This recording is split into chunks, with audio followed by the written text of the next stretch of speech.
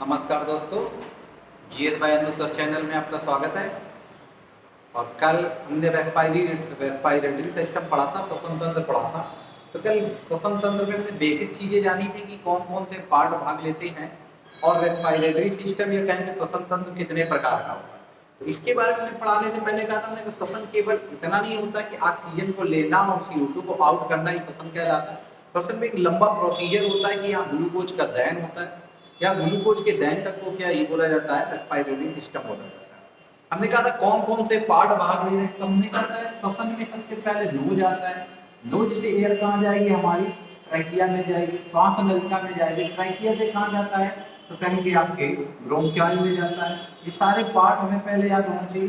Bronchi से कहाँ जाएगा, तो ब्रोंक्यूल में जाएगा, ब्रोंक्यूल्स में जाएगा। और ब्रोंक्यूल से कहाँ जाता है,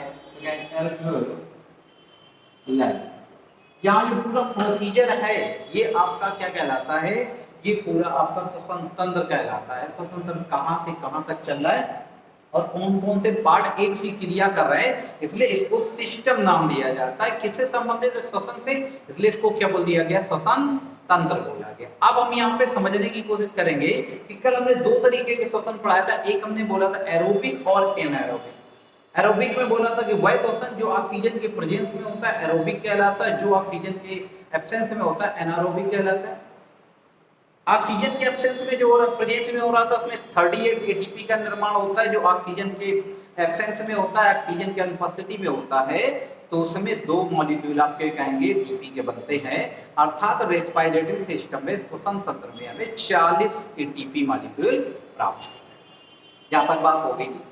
इसके बाद हमने बात की थी कि कौन से अंग, कौन कौन से जीव जंतु ऐसे हैं जो ट्रैकिया के माध्यम से श्वसन करते हैं। कुछ ऐसे जीव जंतु आते हैं जो आपके कहेंगे लंग्स के माध्यम से करते हैं, कुछ आपके गिल्स के माध्यम से करते हैं, कुछ आपके स्किन के माध्यम से करते हैं। तो आप सारी चीजों को रिकॉर्ड करते चले जाएंगे और रिवीजन करेंगे, आपका टॉपिक आपका कंप्लीट हो जाएगा। इसके बाहर आपका कोई क्वेश्चन नहीं आएगा अगर आप सही से पढ़ लेते हैं तो आज हम अब उसी के आगे कल हमने पढ़ लिया था फेरिंक्स, ट्रैकिया, लैरिंक्स, एपिग्लॉटिस और ग्लॉटिस के बारे में जाना था। और हमने कहा था एडम्स एपिल जो डीपनेस लाता है आवाज में, जो पुरखों में होता है डीपनेस लाने के लिए, वो क्या होता है एडम्स एपल जो कार्टिलेज का बना होता है। तो आज में लिए हम फेफड़ों के बारे में पढ़ेंगे, लंग्स के बारे में पढ़ना है, फेफड़ों के बारे में। तो फेफड़े को क्या बोले हैं, लंग्स, ठीक है, क्या बोले हैं, लंग्स। तो लंग्स का क्या याद कर रखेंगे कि ये श्वसन का मुख्य अंग है, मुख्य अंग है। पहला पॉइंट आपका यही बन गया। श्वसन का मुख्य अंग कौन है, कहेंगे फेफड़े। आगे कहें फेफड़ा जो होता है इसका कलर क्या होता है। सारी चीजें देखो आपके एग्जाम के हिसाब से बनती हैं, तो ये लगभग आपके पिंक कलर के होते हैं। इनका कलर कैसा होता है, इनका रंग कैसा होता है, तो गुलाबी कलर के रंग गुलाबी कलर का होता है। इसके आगे बात करें कि इनका अध्ययन किसके अंतर्गत किया जाता है, इनका वेट कितना होता है। तो जो स्टडी करते हैं, अगर हम लंग्स के स्टडी के बारे में देखें, आप दिल्ली पुलिस 2022 का पेपर उठाकर देख लीजिए, किसका उसमें एक क्वेश्चन आया था कि फेफड़ों का अध्ययन किस शाखा के अंतर्गत किया जाता है। आप पेपर उठाकर देख लीजिए। तो पल्मोनोलॉजी किसके अंतर्गत करते हैं, पल्मोनोलॉजी के अंतर्गत हम फेफड़ों का अध्ययन करते हैं। तो ये पहला पॉइंट मोस्ट इंपॉर्टेंट कि फेफड़ों का अध्ययन किस शाखा के अंतर्गत किया जाता है, आप कहेंगे पल्मोनोलॉजी के अंतर्गत करते हैं। अगर इसके वेट की बात करें, अगर वेट की बात करें, इसका वेट जो होता है 1.3 kg, ठीक है। कितने होते हैं, कहेंगे 1 पेयर होते हैं। ये सारे पॉइंट आपको याद रखने, कितने होते हैं, 1 पेयर होते हैं। तो फेफड़ों से रिलेटेड हमने क्या पढ़ा कि श्वसन तंत्र का मुख्य भाग कौन सा है, मुख्य पार्ट कौन सा है, तो हमने कहा लंग्स है। फेफड़े कितने होते हैं, एक जोड़ी होते हैं। इनका वेट कितना होता है, 1.3 kg होता है। फिर हमने कहा जो फेफड़े हैं, इन फेफड़ों का या लंग्स का या फुफ्फुस या कहेंगे पल्मोनरी का अध्ययन किस शाखा के अंतर्गत करते हैं, पल्मोनोलॉजी। इनको फुफ्फुस भी नाम दिया जाता है, कंफ्यूज मत होना, फुफ्फुस ही है। कलर कैसा होता है, पिंक। और ये जो आपके कहेंगे मेम्ब्रेन जो पाई जाती है, परत जो पाई जाती है, ये परत आपकी प्लूरा मेम्ब्रेन से घिरे होते हैं। किससे घिरे होते हैं, प्लूरा मेम्ब्रेन से। आई होप यहां तक बात क्लियर हो गई हो। प्लूरा मेम्ब्रेन से घिरे होते हैं। तो यहाँ पे पहले में याद करने वाली जो चीजें हैं इसको याद रखना है कि वेट 1.3 kg होता है, कलर इनका पिंक होता है, प्लूरा मेम्ब्रेन से घिरे होते हैं, एक जोड़ी होते हैं, अध्ययन पल्मोनोलॉजी के। यहाँ तक बात क्लियर हो गई तो आगे बढ़े, थंब कीजिए और सबसे पहले जो चैनल पे जुड़े हैं वो चैनल को सब्सक्राइब कर ले और सभी लोग शेयर कर दीजिए, सभी लोग शेयर कर दीजिए। इससे रिलेटेड सारे क्वेश्चन कराए जाएंगे। अभी आपका टॉपिक खत्म होने दीजिए, आप देखिए कि कितना मजा आता है आपको ऑब्जेक्टिव क्वेश्चन करने में। आप मेरे नहीं कहीं और भी करेंगे तो आपके अंदर एक कॉन्फिडेंस रहेगा, नहीं ये हमने पढ़ा, ये आ रहा है। तो यहाँ तक क्लियर हो गई बात। तो अब आगे बढ़ते हैं और लंग्स के बारे में अच्छे से जानते हैं। तो फेफड़ों ये कहेंगे रेस्पिरेटरी सिस्टम एक मेन पार्ट है, मेन एक ऐसा कहेंगे सिस्टम है जो पेपर में एग्जाम में पूछे जाते हैं, क्वेश्चन बनते ही बनते हैं। तो हम यहाँ पे बात करते हैं फेफड़ों को पहले स्ट्रक्चर बनाने की कोशिश करेंगे। ऐसे देखेंगे आपके शरीर में, ऐसे आपके ट्रैकियल ट्यूब आएगी या कहेंगे श्वास नलिका आती है, ऐसे आपकी क्या रही श्वास नलिका। इनको हम नाम क्या देते हैं, इसको हम नाम देते हैं ट्रैकिया, ट्रैकिया या इसको कह देंगे श्वास नली। ये सारे पार्ट देखो, बायोलॉजी पढ़ने का मतलब अगर फिगर को अपनी पहले पार्ट याद कर लियो, पार्ट याद करने के बाद इसके फंक्शन देख डालो, कौन सा पार्ट कैसा काम करता है, याद होंगे। तो यहाँ पे हमने कहा ये ट्रैकिया है। और ट्रैकिया क्या होता है, ट्रैकिया का ऐसे ऐसे आपका डिवीजन होता है। डिवीजन होगा कहेंगे इस तरह की आपकी विभाजित हो जाती, दो भागों में विभाजित हो जाती। तो ट्रैकिया का जो विभाजन हुआ, ये जो ट्रैकिया विभाजित हो रही है इसको नाम दिया गया ब्रोंकाई। क्या फ्रेंड्स नाम दिया गया, ब्रोंकाई, या इसको बोल सकते हैं हिंदी में श्वास नलिका। नली का विभाजन हुआ जाके श्वास नलिका, या कहेंगे ट्रैकिया का प्राइमरी डिवीजन ही क्या कहला रहा है, ब्रोंकाई कहला रहा है, या इसको कहेंगे ट्रैकिया का या श्वास नली। नोट कर लेंगे, श्वास नली का प्राथमिक विभाजन, प्राथमिक विभाजन आपका क्या कहलाता है, प्राथमिक विभाजन आपका ब्रोंकाई कहलाता है। आई होप आपको बात क्लियर हो रही होगी। तो इसका प्राथमिक विभाजन ब्रोंकाई कहलाया। अब यहाँ पे देखिए, आपको पता है भी पेयर में पाए जाते हैं, आपके जो पेयर में पाए जा रहे हैं, क्या पाए जा रहे हैं, लंग्स जो पाए जा रहे हैं, उनका स्ट्रक्चर हम समझने की कोशिश करेंगे, उसका थोड़ा हम स्ट्रक्चर जानेंगे। इस तरह के स्ट्रक्चर जानेंगे और आप कमेंट करके जल्दी से बताएं, कमेंट करके जल्दी से बताएं कि कौन सा फेफड़ा सबसे ज्यादा बड़ा होता है। आप कमेंट करके जल्दी से बताइए कि कौन सा फेफड़ा सबसे बड़ा होता है, लेफ्ट कि राइट। जल्दी से कमेंट करके बताएं कि लेफ्ट बड़ा होता है कि राइट बड़ा होता है। कमेंट करके जल्दी से बताएं फ्रेंड्स। ये कौन सा पार्ट है, ये लेफ्ट लंग है। अब लिख लेंगे बायां फेफड़ा, और ये कौन सा है, दायां फेफड़ा। तो आप स्ट्रक्चर देख के जल्दी से बताएं कि कौन सा फेफड़ा बड़ा होता है। आप जल्दी से बताएं। तो आप कहेंगे राइट लंग्स या दायां फेफड़ा बड़ा होता है। क्यों, इसलिए क्योंकि यहाँ पर ऐसे ऐसे गड्ढेनुमा संरचना पाई जाती है इस तरह। ये क्या बोले जाते हैं, इसको बोलते हैं कार्डियक नोच। इसको नाम क्या दिया जाता है, कार्डियक नोच, नोच इंग्लिश में बोलते हैं, या कहेंगे हृदय गड्ढा या खांच, जहां पर हृदय आपका स्थित होता है। तो हृदय स्थित होने की वजह से जो बायां लेफ्ट है, बायां जो लंग्स है वो कैसा है, थोड़ा अंदर की ओर धसा होता है, क्योंकि आपका हार्ट की लोकेशन यहीं पे होती है। और हमने कहा ये बीच का जो भाग है, ये जो रिक्त बचा, इसको मीडिया स्टेनम बोला जाता है, मीडिया स्टेनम बोला जाता है। जब हमने आपको हार्ट का चैप्टर पढ़ाया था तो हार्ट में सारी चीजें बताई थी कि अगर वो दिया जाए कि लोकेशन कहाँ है हृदय की, तो या कहेंगे कार्डियक नोच या मीडिया स्टेनम, ये तो बताया था। तो यहां से बात क्लियर हुई। तो सबसे पहले मेरा ट्रेकिया का जो प्राथमिक विभाजन हुआ, वो प्राथमिक विभाजन होता है, क्या कहलाता है, ब्रोंकाई कहलाता है। क्या कहला रहा है, ब्रोंकाई कहला रहा है। और ब्रोंकाई के बाद हमने कहा कि कौन कौन से पार्ट आ गए, दो आपके हाथ फेफड़े, दायां और बायां। छोटा कौन सा है, बायां। क्यों छोटा है, तो कहेंगे यहाँ कार्डियक नोच पाया जाता है, इसके पीछे हृदय स्थित होता है। दायां के आपका बड़ा होता है, फिर हमने कहा प्राथमिक विभाजन हो गया। फिर इसके बीच को हमने कहा स्पेस को क्या नाम दिया रहा है, उसके स्पेस को नाम का मीडिया स्टेनम बोला है। इसी के नीचे आप ऐसे देखेंगे, यहाँ पे ऐसे इस तरह की स्ट्रक्चर होती है, इस चीज को बोला जाता है डायाफ्राम।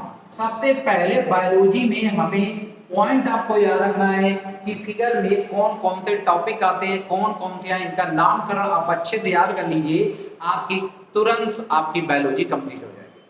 तो यहाँ पे हमने कहा इसको डायाफ्राम बोलते हैं, जो आपके रेस्पिरेटरी सिस्टम की दर को रेगुलेट करने का काम करता है। क्या करता है? रेगुलेट करने का काम करता है। आइए बात समझ में आ रही होगी। तो आगे चलते हैं। तो ये प्राथमिक विभाजन हुआ। अब यहाँ से ये जो ब्रोंकाई है, ये ब्रोंकाई भी ऐसे ऐसे कई भागों में ऐसे ऐसे डिवाइड हो जाती है। ये ब्रोंकाई भी अपने कई भागों में ऐसे डिवाइड हो जाती है। जब भी आप फेफड़े के स्ट्रक्चर देखते होंगे, ऐसे पतली पतली आपको वेन्स दिखाई देती होंगी और रेड कलर की दिखाई दे रही होंगी। इस तरह का डिवीजन होता है। ये आपका क्या कहलाता है? ये इसका सेकेंडरी डिवीजन कहलाएगा, द्वितीयक विभाजन कहलाएगा। तो ट्रैकिया का द्वितीयक विभाजन क्या कहलाएगा? इसको नाम देते हैं ब्रोंक्यूल्स। क्या नाम देते हैं फ्रेंड? ब्रोंक्यूल्स। आप दोनों पॉइंट याद रखेंगे, ब्रोंक्यूल। तो प्राथमिक विभाजन क्या कहलाया? ब्रोंकाई, या इसको बोल देते हैं वायु कोष्ठ। हिंदी में क्या बोलते हैं? वायु कोष्ठ नलिका। हिंदी और इंग्लिश दोनों याद रखेंगे, वायु कोष्ठ नलिका। तो प्राथमिक विभाजन ब्रोंकाई, द्वितीयक विभाजन आपका क्या कहलाया? द्वितीयक विभाजन आपका ब्रोंक्यूल्स कहलाया। आई होप यहाँ तक बात क्लियर हो रही। तो सबसे पहले मैंने पार्ट देखे हृदय के, आपके फेफड़े के बारे में जाना कि फेफड़े का अध्ययन किस शाखा के अंतर्गत किया जा रहा है, वेट कितना होता है, फेफड़े का कलर कैसा होता है, कौन सा फेफड़ा छोटा होता है, कौन सा बड़ा होता है। तो ये प्राथमिक विभाजन हो गया। अगर कह देते हैं ब्रोंकाई का प्राथमिक डिवीजन, तो फिर कौन हो जाता है? वायुकोष्ठ नलिका या ब्रोंक्यूल। अगर ट्रैकिया का कौन सा है? द्वितीयक है। अब ये फिर यहाँ के अंदर ब्रोंक्यूल कई भागों में ऐसे डिवाइड होता है, ऐसी घंटीनुमा संरचना पाई जाती है, ऐसी घंटीनुमा संरचना पाई जाती है, और इनको नाम दिया जाता है कुपिका। इनको नाम क्या दे रहे हैं हम? इनको नाम देते हैं कुपिका। आयो बात आपको क्लियर हो रही होगी। इनको नाम क्या दिया गया? कुपिका नाम दिया गया। तो ये आपका टर्सरी डिवीजन हो गया किसका? आप कहेंगे ट्रैकिया का, या कहेंगे ब्रोंक्यूल्स का, या प्राथमिक विभाजन हो गया। क्या कहलाया हमने इसको हमने बोल दिया एल्वेओलाई या कुपिका। क्या नाम दिया? कुपिका। आयो यहाँ तक बात क्लियर हो गई होगी। कुपिका नाम दिया। तो प्राथमिक विभाजन ब्रोंकाई, द्वितीयक ब्रोंक्यूल, तृतीयक आपकी कुपिका। अब यहाँ पे कुछ पॉइंट याद करने वाले हैं। ये कुपिका हो गया, और क्या याद करेंगे?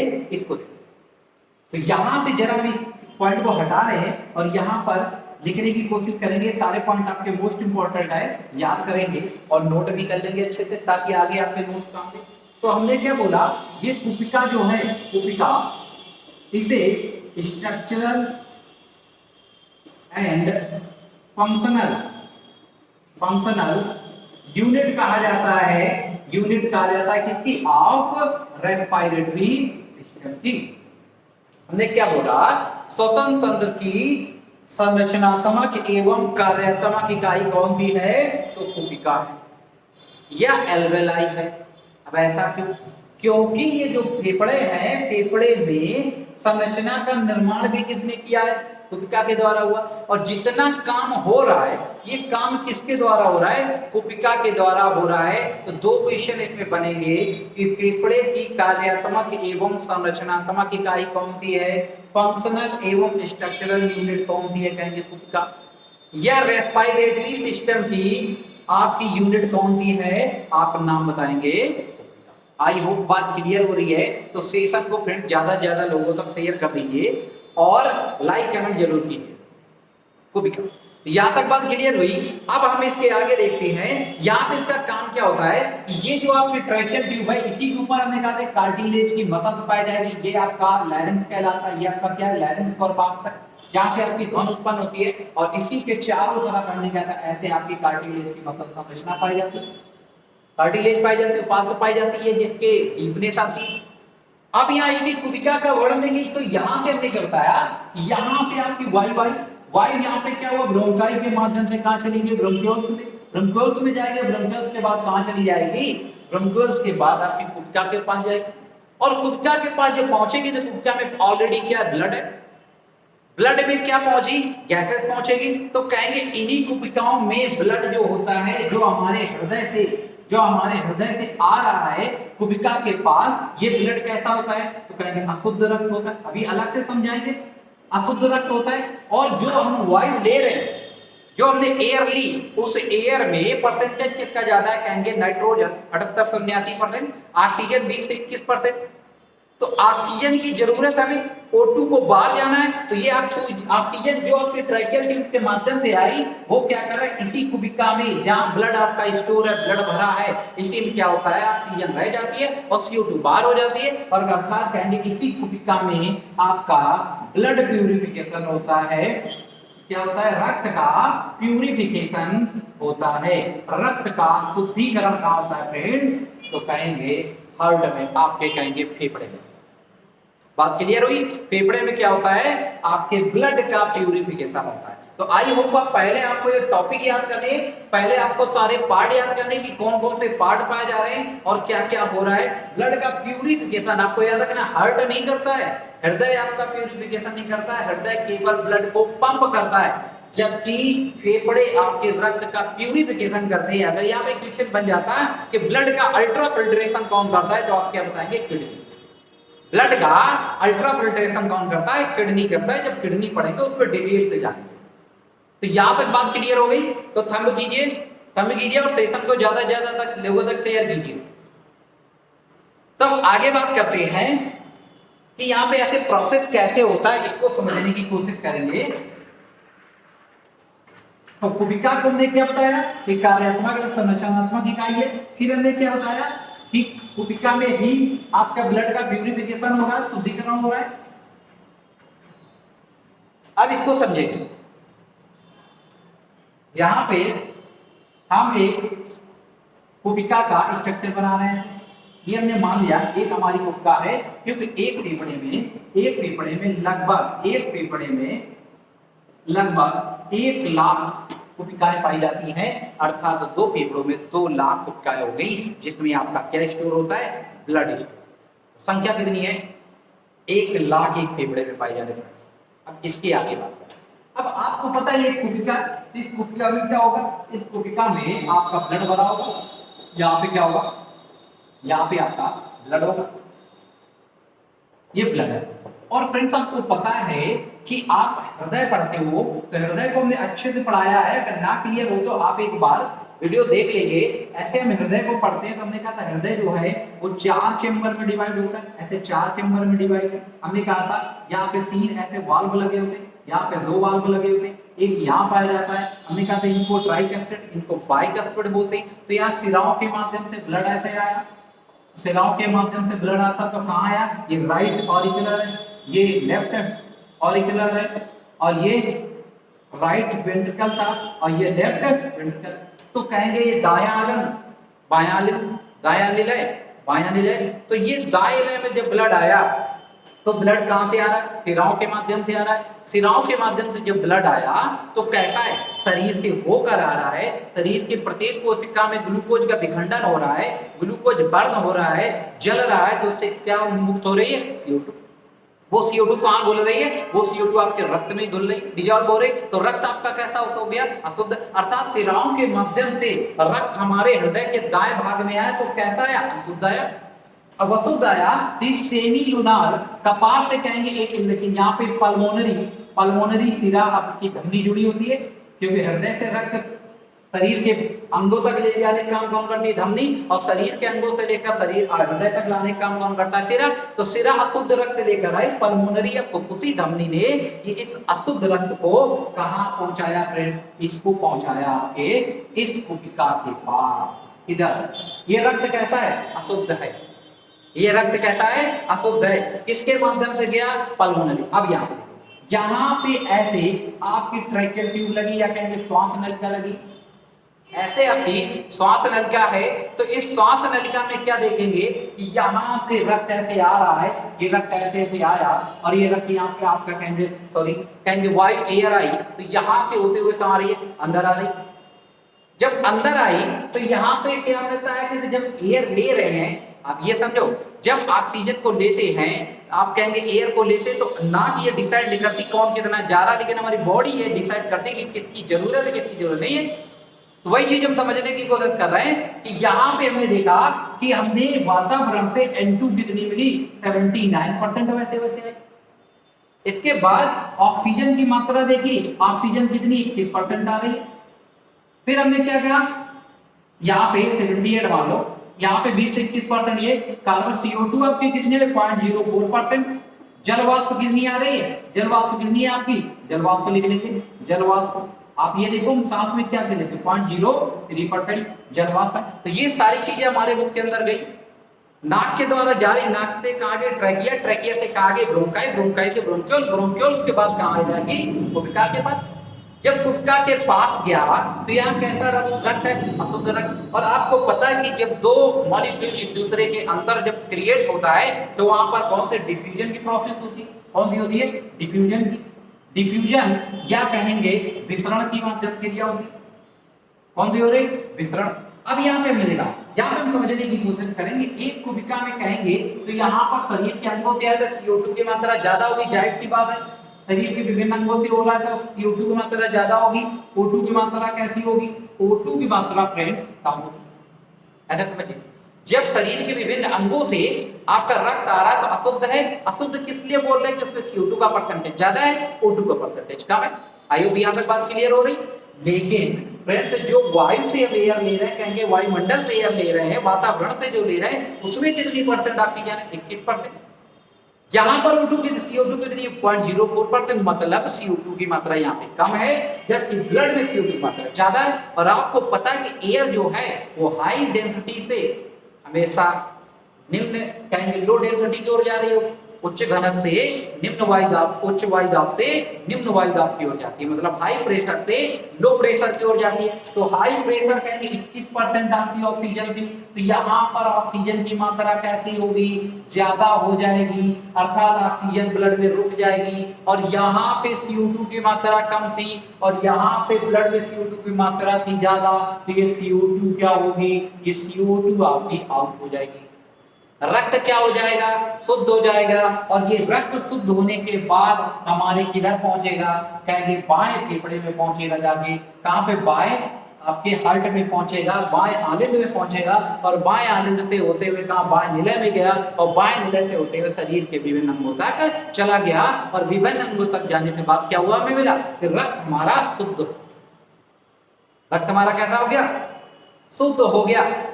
तो ये जो प्रोसीजर हो रहा है यहाँ पे, रक्त जो है वो रक्त का शुद्धिकरण कौन कर रहा है, रक्त का शुद्धिकरण करने का काम हमारी एक कुपिकाएं करती हैं जो फेफड़ों में पाई जाती हैं। उसमें क्या होता है कि रक्त में CO2 की मात्रा ज्यादा, तो ज्यादा हमेशा ज्यादा किसके पास भागता है, कम के पास। तो हमेशा देखो O2 कितनी थी 21%, वो किसके पास आ गई, जिसकी ऑक्सीजन कम थी। और यहाँ CO2 ब्लड में 4% थी, तो वो किसके पास भाग गई 0.4%। अर्थात आप डाइजेस्टिव सिस्टम में पढ़े कि जब कुछ खाते तो प्रत्येक व्यक्ति लगभग 4% तक CO2 मुक्त कर रहा है, 4% तक। वातावरण से कितना मिल रहा है 0.04%। 4 किसके पास भागेगा 0.04%, 21 किसके पास भागेगा, जिसके पास कम है। यही आपकी पूरी प्रोसेस क्या कहलाएगी, ये पूरी प्रोसेस आपकी विसरण या कहेंगे रक्त का शुद्धिकरण कहलाता है।